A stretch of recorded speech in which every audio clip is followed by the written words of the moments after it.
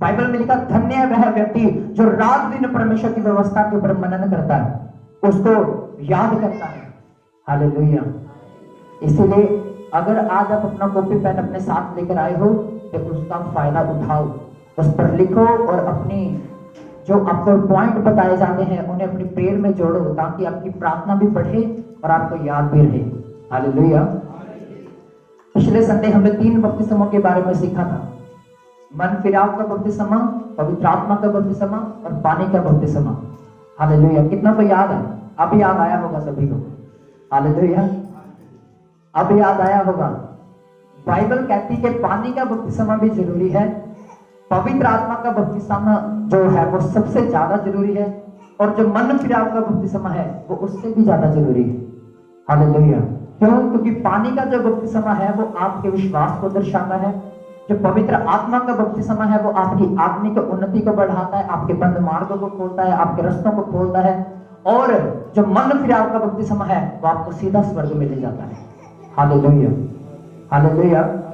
आइए उसी एक बपतिस्मे के बारे में आज हम बात करेंगे, वो है पवित्र आत्मा का बपतिस्मा। हालेलुया। मैं क्यों ज्यादा, आपने मुझे देखा होगा कि मैं हमेशा पवित्र आत्मा के बारे में, पाप के बारे में ज्यादा प्रचार होता है इस जगह पर। हालेलुया। इस चर्च में सबसे ज्यादा आपने देखा होगा कि पाप के विषय में और पवित्र आत्मा की सामर्थ के ऊपर ज्यादा प्रचार होता है। बाइबल में लिखा, यीशु मसीह भी जीवित ना होता अगर पवित्र आत्मा उसके साथ ना होता। बाइबल में लिखा, जिसने यीशु मसीह को मूर्तों में से जिलाया वो तुम्हारी मरण हार देहों को क्यों ना जिलाएगा। हालेलुया।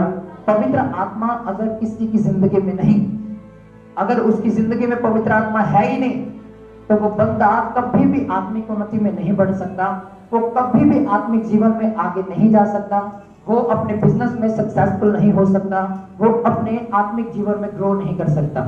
हालेलुया। इसीलिए जरूरी है पवित्र आत्मा का बपतिस्मा पाना। वो पवित्र आत्मा के बपतिस्मे पाने का चिन्ह क्या है, मैंने लास्ट संडे भी दोहराया था और इस संडे भी मैं आपसे कहता हूं कि पवित्र आत्मा की बपतिस्मे का चिन्ह क्या होगा। आपकी आत्मिक उन्नति होती चली जाएगी। आप डे बाय डे पवित्र आत्मा की सामर्थ में ग्रो करते जाओगे, फलवंत होते चले जाओगे। हालेलुया। दूसरा चिन्ह क्या होगा, आप जिस काम में हाथ लगाओगे वो फलवंत होगा, वो सक्सेसफुल होगा। तीसरी बात, आप जहां जहां जाओगे परमेश्वर आपके लिए हर मार्ग को खोलता चला जाएगा। हर जो बंद रुके हुए काम है, जो बैठे हुए काम है, वो फिर से खड़े होंगे, फलवंत होंगे और जड़ पकड़ेंगे। हालेलुया। आइए हम निकालेंगे प्रेरितों की किताब, उसके 2 अध्याय को। बाइबल में लिखा, जब पवित्र आत्मा चेलों के ऊपर उतरा उस समय सबसे पहला काम क्या किया पवित्र आत्मा ने। आप पढ़ सकते हैं वहां पर, हम पढ़ेंगे 2 अध्याय के 14 वचन पहले। वहां पर लिखा, तब पतरस उन 11 के साथ खड़ा हुआ और ऊंचे शब्द से कहने लगा, हे यहूदियों और हे यरूशलेम के सब रहने वालों, यह जान लो कि और कान लगाकर मेरी बात सुनो, जैसा तुम समझ रहे हो ये लोग नशे में नहीं, क्योंकि अभी तो पहर ही दिन चढ़ा है, परंतु यह वह बात है जो योएल भविष्यवक्ता के द्वारा कही गई। बाइबल कहती इससे पहले कि यीशु मसीह मुर्दों में से जीवित होकर आसमान पर चढ़े, जब यीशु मसीह अपने चेलों के साथ थे तो चेलों में झगड़े हुआ करते थे, लड़ाइयां हुआ करती थी, और वो एक दूसरे का विरोध करते थे। वैर उनके अंदर था, पाप उनके अंदर था। यहूदा इस्करियोती के अंदर भी पाप था, पतरस के अंदर भी पाप था। जितने यीशु मसीह के करीबी चेले थे लगभग सभी के अंदर पाप पाया जा रहा था। वो काम यीशु मसीह जीते जी कभी नहीं कर पाया जो आकर पवित्र आत्मा ने किया। वो काम था एकता। हालेलुया। एक मुट्ठी होकर काम करना। यहां पर हमने इस समय पढ़ा कि पतरस जब खड़ा हुआ और उसने प्रचार करना शुरू किया तो बाकी यूहन्ना ने नहीं बोला, मती ने नहीं बोला, लूका ने कुछ नहीं बोला। क्यों? क्योंकि अब वो एक मुट्ठी हो चुके थे। पहले ऐसे होता था कि जब पतरस की जगह पर प्रचार करने के लिए जाता था, लूका जाता था, कोई ना कोई उसका विरोध करता था, एक दूसरे के विरोध में खड़े होते थे। क्यों? क्योंकि वो एक दूसरे से ऊपर जाने की इच्छा रखते थे। उनकी ये स्वयं इच्छा थी, उनके अंदर की, उनके मन की ये लालसा थी कि हम इस चेले से बढ़कर ऊपर जाएं। आज आप में भी हो सकता है, पहले मेरे अंदर भी था कि मैं भी उस पास्टर से बढ़कर मैं काम करना चाहता हूँ, मैं उस पास्टर से भी बड़ा बनूंगा एक दिन। मैं 5-5 घंटे प्रेयर करने लग गया। हालेलुया। पर जब पवित्र आत्मा ने मुझे सिखाया कि ये लालसा उस यहूदा इस्करियोती की तरह हमें नरक में ले जाएगी, तो मैंने ये काम छोड़ा और मैंने प्रार्थना करना शुरू किया, हे परमेश्वर कि मेरी जिंदगी में मेरी इच्छा नहीं, आपकी इच्छा पूरी हो। आप जिस जगह पर हमें रखना चाहते हो परमेश्वर, आप उसी जगह पर रखिए। हालेलुया। ये बात उस समय पतरस के अंदर देखी गई और बाकी के 11 चेलों में भी पाई गई कि अब वो एक मुट्ठी थे, एक चित थे। हालेलुया। अब अगर वो इस बात के विरोध में थे तो वो सभी उस बात के विरोध में थे, अगर वो किसी चीज के पक्ष में थे तो वो सभी उसी चीज के पक्ष में थे। हालेलुया। ऐसी एकता को परमेश्वर बढ़ावा देता है, आदर देता है। हालेलुया। पहली बात अभी जो आपने लिखनी कि हम सबको एकता में रहना, ऊंची नीची, ये उस जाति का उस जाति का, ये वहां का है ये वहां का है, ये नहीं करना। क्योंकि पवित्र आत्मा का वचन, पवित्र सामर्थ का जो यीशु मसीह का वचन, वो पवित्र सामर्थ को प्रकट करता। और लिखा कि उस समय उनके अंदर से ये भेदभाव खत्म हो गए तब जब पवित्र आत्मा आया। हालेलुया। हालेलुया। आपने लिखना पहला पॉइंट कि हमें एकता में रहना। और अब बाइबल में लिखा प्रेरितों की किताब इसी 2 अध्याय के 43 वचन को जब आप पढ़ोगे तो वहां पर पता क्या लिखा, कहता सब लोगों पर भय छा गया और बहुत से अद्भुत काम और चिन्ह प्रेरितों के द्वारा प्रकट होते थे। इससे पहले कि ये वचन हम पढ़े, इससे ऊपर लिखा कि जब पतरस ने प्रचार किया और उस समय 3000 लोग बचा लिए गए। पहले वही पतरस जब प्रचार करता था तकरीबन 10 लोग बचते होंगे, 5 लोग बचते होंगे। पर जब पवित्र आत्मा उनके ऊपर उतरा, जब पवित्र आत्मा का अभिषेक उनके ऊपर आया, उस समय क्या हुआ, उनके अंदर ऐसा हियाव आ गया, ऐसी सामर्थ उनके अंदर आ गई कि उन्होंने 3000 लोगों को बचा लिया। हालेलुया। हालेलुया। ये है वो पवित्र आत्मा की पहली सामर्थ, पहला वो कार्य तो यीशु मसीह ने अपने पवित्र आत्मा को भेजा और अपने चेलों के बीच में किया। हालेलुया। हालेलुया। आप में से कितने जन पवित्र आत्मा को पाए हुए हैं? अपने हाथ को उठाइए जिन्हों के अंदर पवित्र आत्मा है। जितनों के हाथ नीचे के आपके अंदर पवित्र आत्मा नहीं है। जब आप यीशु मसीह को अपना उद्धारकर्ता ग्रहण करते हो, बाइबल में लिखा पवित्र आत्मा आपको उसी समय दे दिया जाता है। बस उसे जगाने की जरूरत होती है, उसे उठाने की जरूरत होती है। प्रेयर करके, फास्टिंग करके, आत्मिकता में बढ़ के, पवित्रता में चल के उसे उठाने की जरूरत होती। और जब वो फिर उठता है फिर वो काम करना शुरू करता है। हालेलुया। हालेलुया। इसीलिए आपको ये बात देखनी, वहां पर लिखा सब लोगों पर बड़ा भय छा गया और जो काम, अद्भुत काम, जो चिन्ह प्रेरितों के द्वारा प्रकट होते थे, सब विश्वास करने वालों पर उतरे और उनकी सब वस्तुएं सांझे में थी। वे अपनी अपनी संपत्ति सामान बेच बेच कर जैसी जिसकी आवश्यकता थी उसे बांट दिया करते थे। अब ये प्रूफ था पवित्र आत्मा का। वहां पर लिखा पहले तो झगड़े हुआ करते थे। वो पहले जो उसकी अपनी चीज थी, मान लीजिए कि यहाँ पर कोई बहन बैठी और उसकी कोई चीज है और वो कहेगी और दूसरी बहन आगे कहेगी ये मुझे दे, एक कहेगी नहीं ये मेरी है, ये मैंने मेहनत करके कमाई है। कोई आपसे आकर कहेगा ये जायदाद बेच दे और तू मेरे नाम कर दे, आप कहोगे नहीं ये मेरा है, ये मेरा हक है। पर बाइबल में लिखा उस समय ऐसा नहीं होता था। उस समय सभी की संपत्ति एक ही होती थी। वो सभी अपनी संपत्ति को बेचते थे, अपने घरों को बेच बेच के उन जरूरतमंदों की मदद करते थे जो कमाने के योग्य नहीं थे, जो चलने के योग्य नहीं थे, और अपनी कलीसिया की उन्नति करते गए। हालेलुया। ये था वो पवित्र आत्मा का दूसरा काम जो पवित्र आत्मा के आने के बाद हुआ। हालेलुया। जब पवित्र आत्मा आता है तब आत्मिक उन्नति होती जाती है, तब आत्मिक उन्नति में लोग बढ़ते चले जाते हैं जब पवित्र आत्मा की सामर्थ किसी के ऊपर उतरती है। हालेलुया। हालेलुया। जैसे मैंने पिछले संडे आपको बताया कि जो पवित्र आत्मा था पहले किसी और के अंदर नहीं होता था, सिर्फ एक व्यक्ति के अंदर होता था, जो याजक होते थे, जो पास्टर होते थे। हालेलुया। उस समय होली स्पिरिट किसी किसी को दिया जाता था जिसको परमेश्वर ने बड़े बड़े काम के लिए चुना, जैसे मूसा, हारून, एलिया, एलीशा, हबूक, हनन्याह, हालेलुया। उनके अंदर पवित्र आत्मा हुआ करता था। पर आज की ये वाचा, आज का ये नया नियम, आज का ये युग पवित्र आत्मा का युग है, हालेलुया। पहले यहोवा का समय होता था, फिर यीशु का समय हुआ, और अब पवित्र आत्मा का समय है, हालेलुया। पहले यहोवा काम करता था, फिर यीशु ने काम किए। जब यीशु मसीह मुर्दों में से जीवित होकर चले गए, और वही पवित्र आत्मा के रूप में हमारे बीच में काम करते हैं, हालेलुया, हालेलुया। आपको इन बातों को समझना, इन बातों को देखना ध्यान से कि परमेश्वर का वचन हमें क्या कहता है और क्या सिखाता है।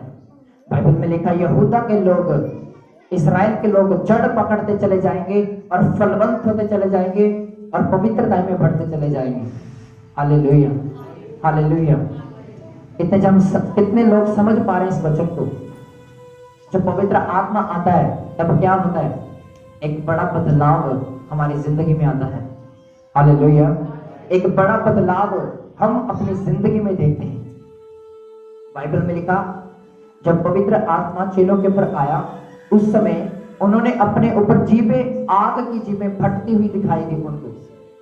उसके बाद वो पवित्र आत्मा से भरे और वो अन्य अन्य भाषा से भर चुके थे, हालेलुया।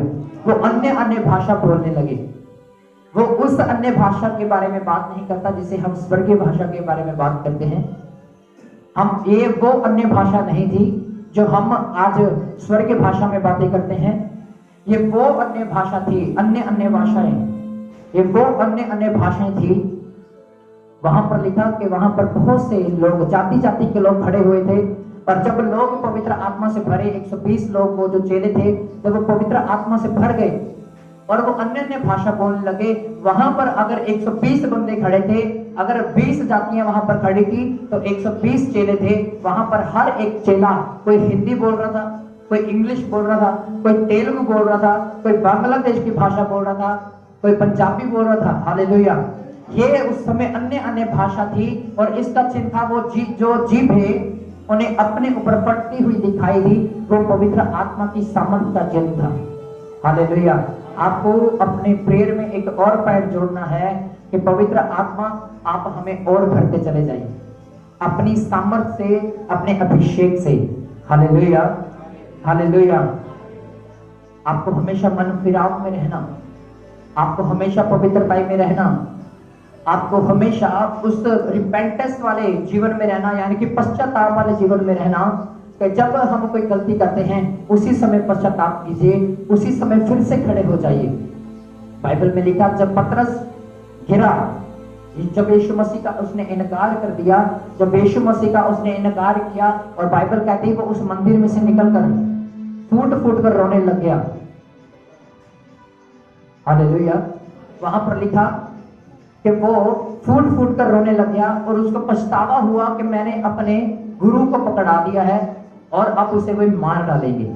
बाइबल में लिखा, वो अपने उस काम को छोड़कर जो यीशु ने दिया था, फिर उसे छोड़कर फिर से उसी काम में जुट गया जिसे वो पहले करता था। पहले वो मछलियां पकड़ा करता था, वो एक मछुआरा होता था, हालेलुया। जब पवित्र आत्मा शोकित होता है हमारे अंदर से, तब क्या होता?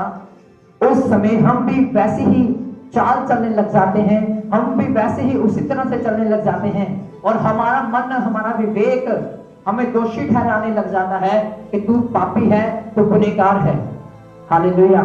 इसीलिए अपने मन को, अपने विवेक को हमेशा उसके लहू से धोते रहना, क्योंकि बाइबल में क्या लिखा, जैसा वह ज्योति में है, अगर हम भी वैसे ही ज्योति में चले तो हम एक दूसरे से सहभागिता रखते हैं, हालेलुया। क्या रखते हैं? सहभागिता।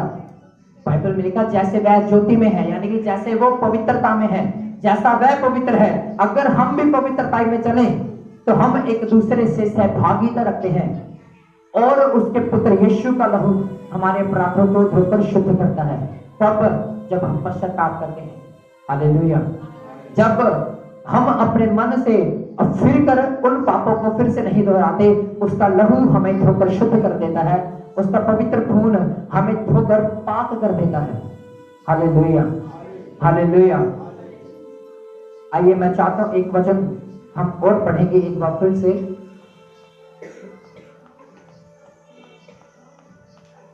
हम निकालेंगे 2 अध्याय, उसके 46 वचन को पढ़ेंगे।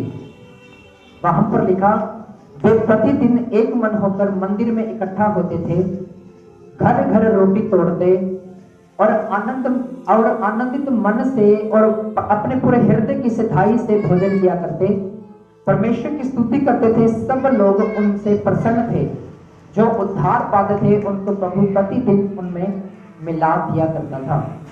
हालेलुया। कितनों के पास बाइबल है अपना? अपनी बाइबल को उठाइए ऊंचा। जितनों के पास बाइबल नहीं है, ये हमारी विनम्र विनती आपसे कि अपनी बाइबल को आप लीजिए, क्योंकि ये आपके शुद्ध रहने का आधार है, आपके अनंत जीवन में जाने का ये आधार है। इस वचन के बिना आप हेवन में प्रवेश नहीं कर सकते। Hallelujah, hallelujah. अब हम बात करते हैं उस चीज के बारे में जो अभी हमने पढ़ा। बाइबल में लिखा कि जो लोग उद्धार पाते थे वो प्रतिदिन क्या करते थे? चर्च में इकट्ठा होते थे। मंदिर यहाँ पर लिखा गया, यहाँ पर मंदिर वर्ड जो है गलत ट्रांसलेट हुआ है। मंदिर उस समय पहले मंदिर बोला करते थे, पर इस समय मंदिर नहीं, इस समय उस बिल्डिंग को चर्च बोला करता है। हालेलुया। आज चर्च बोला जाता है उस बिल्डिंग को, जिस बिल्डिंग के नीचे आप बैठे हुए, इसे हम चर्च बोलते हैं। उस समय अगर यही चर्च उस समय होती तो इसे भी मंदिर कहा जाता। हालेलुया। पर आज इसे मंदिर नहीं कहा जाता, आज इसे चर्च कहा जाता है। उस वहां पर लिखा कि उस समय लोग इकट्ठा होते थे और जो उद्धार पाए हुए लोग थे, जो पश्चाताप करके यीशु मसीह को अपना जीवन देते थे और यीशु मसीह के पीछे चलते थे, बाइबल में लिखा वो सब एक मन होकर प्रार्थना करते थे। बाइबल में लिखा कि वो डे बाय डे परिपूर्ण होते गए पवित्र आत्मा की सामर्थ्य में। अगर आप प्रेरितों की किताब 1 अध्याय से लेकर 3 अध्याय तक पढ़ते हो तो वहां पर आप पाओगे कि पतरस बार बार पवित्र आत्मा से भरा। हालेलुया। बार बार परमेश्वर का आत्मा उसके ऊपर उतरा, वो परिपूर्ण हो गया, आनंद से भर गया। इसका मतलब है कि हमें भी बार बार भरने की जरूरत होती है। आप आज जो संडे से आप एक नए मसीह को लेके जाओगे और ये मसा आपका खत्म नहीं होगा। मैं ये नहीं कहता खत्म नहीं होगा, ये मसा आपका काम तो करेगा, पर आपको अगले लेवल पर जाने के लिए, अगले टीम में जाने के लिए, अगले नेक्स्ट लेवल में प्रवेश करने के लिए आपको एक नए मसीह की जरूरत होती है। वो आपको कहां से मिलता है? वो आपको वचन में से मिलता है। हालेलुया। जब आप इस वचन को जो आपको दिया जा रहा है, जो आप लिख रहे हो, जब आप इसे जाके अपने प्रेयर में बोलोगे, प्रार्थना में कहोगे, परमेश्वर जो आज हमने वचन सीखा है हमें उसी के द्वारा बना, उसी के द्वारा हमें तैयार कर, तो इस वचन के द्वारा आप अभिषेक से भरकर अगले संडे इस जगह पर आओगे। हालेलुया। और नया मसा आप और ग्रहण करोगे और ज्यादा भरते चले जाओगे। तब जब आप इस दिए गए वर्ड को कबूल करोगे, ग्रहण करोगे, इसके ऊपर मनन करोगे। हालेलुया। आपको पिछले संडे का वचन याद नहीं, अगर मैं पिछले 2 संडे का वचन पूछ लूं तो वो आपको बिल्कुल भी याद नहीं होगा। Hallelujah, hallelujah. क्यों? आपसे एक बात और परमेश्वर से जाके बोलनी कि परमेश्वर मुझे बुद्धि का आत्मा दे, मुझे बुद्धि दे। क्योंकि याकूब 1:5 में लिखा, जिनके पास बुद्धि की कमी है वो परमेश्वर से मांगे, वो बिना किसी उल्हाना दिए उदारता से देता है। हालेलुया। आज से जाकर एक प्रार्थना और करनी आपने कि परमेश्वर हमें बुद्धि का वरदान दे। Hallelujah, hallelujah. आपको बुद्धि का वरदान मांगना। और हम वापस उस टॉपिक के ऊपर आते, बाइबल में लिखा कि पतरस बार बार पवित्र आत्मा की सामर्थ्य से परिपूर्ण होता गया, अभिषेक से भरता गया। ये वही पतरस है जिसने यीशु का इनकार किया। आपने भी बहुत बार इनकार किया होगा। हालेलुया। जैसे मैंने पिछले संडे भी बताया था कि कोई व्यक्ति मान लीजिए फोन चला रहा है या कोई काम कर रहा है, परमेश्वर उसके हृदय में डालेगा कि इस काम को छोड़ दे, अभी मेरे सामने बैठ, मेरे आगे चरणों में बैठ, मेरे साथ में प्रार्थना कर। अगर आप उस समय पवित्र आत्मा की आवाज को सुनते हो, वो सीधा आपके सामने खड़ा नहीं होगा, वो सीधा आपके सामने आगे खड़ा नहीं हो जाएगा। क्यों? क्योंकि आप उसके तेज को आप बर्दाश्त नहीं कर पाओगे। बाइबल में क्या लिखा? जब जो पौलुस था और उसका नाम पहले शाऊल था, वो एक मार्ग से निकल रहा था, दमिश्क को जा रहा था। वहां पर यीशु मसीह ने उसे दर्शन दिया और वो अंधा हो गया। हालेलुया। बाइबल में लिखा वो 3 दिन तक अंधा रहा। क्यों? क्योंकि हमारी देह इस योग्य नहीं, जो पाप की देह है, जो पाप से भरी हुई देह है, वो यीशु मसीह की देह का सामना नहीं कर सकती। हालेलुया। सेम वैसे ही मैं आपको बताता हूं, इस समय भी यहां पर ऐसा ही है और आज भी हमारे जीवन में ऐसे ही। अगर हम पाप की देह को लेकर परमेश्वर के सामने जाते हैं, हम उसके अभिषेक को, उसकी सामर्थ को हम ग्रहण नहीं कर पाते, हम उसमें बने नहीं रह पाते। हालेलुया। और इसीलिए परमेश्वर हमारे मन में, हमारे कान में एक धीमी आवाज देता और वो आवाज होती कि मेरे बेटे और मेरी बेटी, उठ, मेरे पास आकर बैठ, मेरे साथ प्रार्थना कर, मेरे पास आकर मेरे सामने दुआ कर। और आप जब उस आवाज को अनसुना करते हो तो फिर कभी आपको आवाज देकर नहीं बुलाता। हालेलुया। फिर वो सीधा आपसे अपने वचन के द्वारा बात करेगा। अगर फिर आप वचन के द्वारा भी उसकी आवाज को नहीं सुनते तो फिर वो अपनी छड़ी निकालता, अपनी लाठी को निकालता, जो आपको भजन संहिता 23 अध्याय में देखने को मिलती। वहां पर लिखा, दाऊद कहता, तेरे सोटे और तेरी लाठी से मुझे शांति मिलती। वो किस शांति के बारे में बात करता? वो कहता, तेरी जो लाठी है जब वो पड़ती तो उससे आनंद मिलता, उससे शांति मिलती। दुख तो थोड़े समय का होता। अगर आज आपकी कोई मारता है, जब कोई थप्पड़ लगाता है, जब आपके कोई यह मारता है जब डंडे से, तब दर्द होता कि नहीं होता? कितना दर्द होता? अगर खींच के मारेगा तो दर्द बहुत ज्यादा होगा। उसी तरह से जब आपके दर्द होता और आप कुछ समय के लिए रोते होंगे, कुछ समय के लिए गिड़गिड़ाते होंगे, चीखते होंगे, चिल्लाते होंगे, वो दर्द 2 दिन में जाके ठीक हो जाता। पर जब परमेश्वर की लाठी पड़ती तो वो वंशों के श्राप को पैदा करती है। हालेलुया।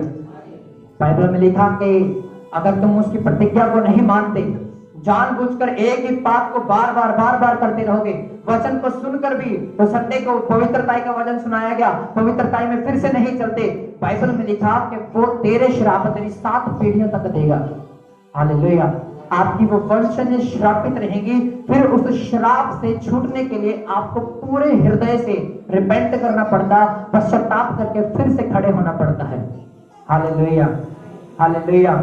इसलिए हम कहते हैं कि हमेशा रिपेंटेंस में रहें, हर समय पश्चाताप के आत्मा में रहे, प्रार्थना में रहें।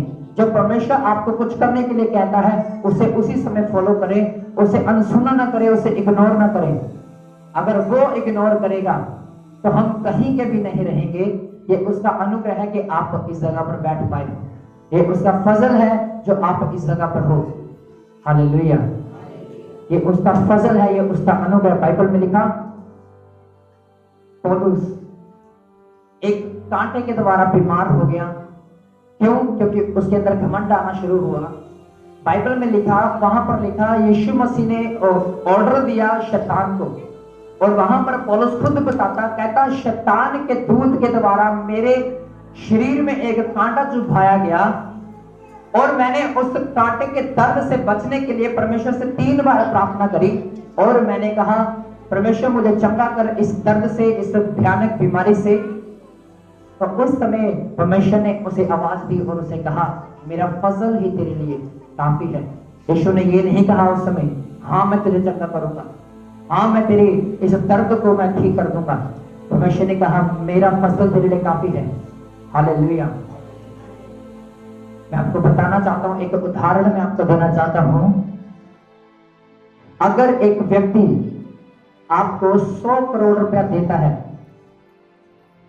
अगर एक व्यक्ति आपको आकर 100 करोड़ रुपया दे और उस 100 करोड़ को आप जब संभाल कर रखते हो और 2 दिन बाद आप फिर उसी व्यक्ति के पास जाओ जिसने आपको 100 करोड़ दिया, आप उससे 50 रुपए मांगोगे, तो वो क्या आपको देगा? क्या देगा वो आपको? क्यों? क्योंकि वो कहेगा, मैंने तुझे ऑलरेडी 100 करोड़ रुपया दे दिया, तो उसमें से 50 रुपए भी नहीं खर्च सकता। वो 100 करोड़ कलवरी का क्रूस है। आप चंगाई के लिए प्रार्थना करते होंगे, अपने बीवी, अपने बच्चे के जीवन को बदलने के लिए प्रार्थना करते होंगे, वो कहेगा, उस कलवरी के क्रूस के ऊपर देख, उस तलवरी के क्रूस के ऊपर जो मैंने धाराओं को बहा दिया, क्या तुझे उस धाराओं के ऊपर विश्वास नहीं? क्या मेरे ऊपर विश्वास नहीं? तो बार बार एक ही बात के लिए आके प्रार्थना करता, मुझे चंगा कर, मैं 2 साल से इस बीमारी में, मैं इस तकलीफ में हूं। पौलुस ने क्या कहा उस समय उसने कहा आमीन। उस समय जब परमेश्वर ने उसे कहा मेरा फजल तेरे लिए बहुत है, उसने कहा आमीन, हालेलुया। आज परमेश्वर जब आपको कहता है कि उस तलवार की धाराओं की ओर देख, मेरे उस कोड़े खाए जाने की ओर देख, क्या अब तू उस बीमारी को चंगा होने के लिए, बीमारी से चंगा होने के लिए तो मेरे सामने प्रार्थना करने के लिए आया? मैं तुझे स्वर्ग दे रहा हूं और तू अपनी बीमारी को लेकर रो रहा है, हालेलुया। उसने कहा जा तो बीमारी ले ले या फिर स्वर्ग ले ले। अगर ऐसा कहे आपसे परमेश्वर तो आप क्या करोगे? फिर किस चीज को चुनोगे? हालेलुया। अगर यीशु मसीह आपसे कहे या तो बीमारी से चंगा हो जा या फिर अनंत जीवन ले ले, आप क्या लोगे? अनंत जीवन। क्यों? क्योंकि वो हमेशा का सुखदायक जीवन है, हालेलुया। मेरे कहने का मतलब ये नहीं कि वो आपको चंगा नहीं करेगा, मेरे कहने का मतलब ये नहीं कि वो आपके घावों के ऊपर मलहम पट्टी नहीं लगाएगा, वो आपको चंगा करेगा। उसको बोलो कि परमेश्वर मेरी जिंदगी में तेरी इच्छा पूरी हो, मेरी जिंदगी में मेरी इच्छा नहीं तेरी इच्छा पूरी हो, हालेलुया, हालेलुया। बाइबल में देखा परमेश्वर ने यूहन्ना नबी को कहा जा नीनवे के उस देश में जा, मैं वहां के लोगों को क्षमा करना चाहता हूं, उन्हें बचाना चाहता हूं। वो डर गया क्योंकि वो नीनवे देश में नहीं जाना चाहता था, क्योंकि वहां के जो लोग थे बड़े ही गुस्से वाले थे। वो कहता था वो मेरे प्रचार को नहीं सुनेंगे, मनन नहीं करेंगे इस बात के ऊपर कि तूने मुझे भेजा है। पर उसने इग्नोर किया परमेश्वर की बात को, वो भाग गया तर्शीश की ओर, हालेलुया। परमेश्वर से पकड़ के उसी गर्दन से फिर से उसी रास्ते पर लेके आया जहां पर परमेश्वर चाहता था, हालेलुया, हालेलुया।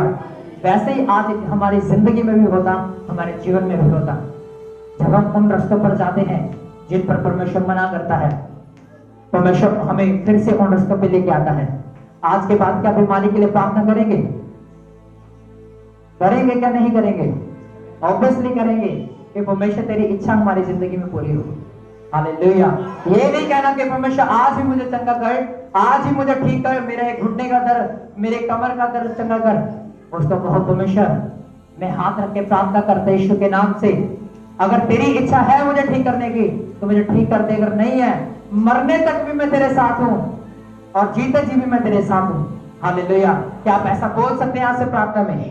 क्या आप बोल सकते हैं? हालेलुया। आज से ऐसा बोलना शुरू करें। अपने आंखों को बंद करें, अपने हाथों को उठाएं, सभी अपनी आंखों को बंद करके अपने बाइबल को एक साइड पर रखते हैं। सभी अपने घुटनों के बल पे आ जाइए। आज से इग्नोर नहीं करना उसकी आवाज को, आज से इग्नोर नहीं करना उसके पवित्र वचन को, आज से इग्नोर नहीं करना। जब वो कहेंगे प्रार्थना चल, प्रार्थना कर, उस समय उसकी आवाज को इग्नोर नहीं करना। बोलो परमेश्वर मैं आपसे तेरी आवाज को इग्नोर नहीं करूंगा। पवित्र आत्मा जी मैं आपको शर्मिंदा नहीं करूंगा, मैं आपको शोकित नहीं करूंगा। परमेश्वर मैं आपकी आवाज को सुनकर चलूंगा, मैं आपके वचनों पर, आपकी राहों के ऊपर चलूंगा। अपनी आवाज को ऊंचा उठाओ, अपनी आवाज को बोलो, आवाज को। आपकी आवाज इस हॉल से बाहर भी नहीं जा रही, आपकी तोहार स्वर्ग तक कैसे जाएगी? अगर आपकी आवाज मेरे कानों तक नहीं पहुंच रही तो परमेश्वर के कानों तक कैसे पहुंचेगी? उठाओ अपनी आवाज को, अपने हाथों को अपने घुटनों के बल पे आ जाओ, करो रिपेंटेंस, पश्चाताप करो, मन फिराओ, क्योंकि ये समय है, ये टाइम है उस परमेश्वर के सामने मन फिराने का। सामर्थ्य परमेश्वर यीशु के नाम से मैं प्रार्थना करता खुदावंद यहोवा, जितने लोग अपने हाथों को उठाए हुए मेरे पिता, मैं इनके हाथों को छूता हूं आत्मा में। मेरे पिता आपका पवित्र अभिषेक, आपका मसा इनकी जिंदगी में उतरे अभी, right now in the name of Jesus।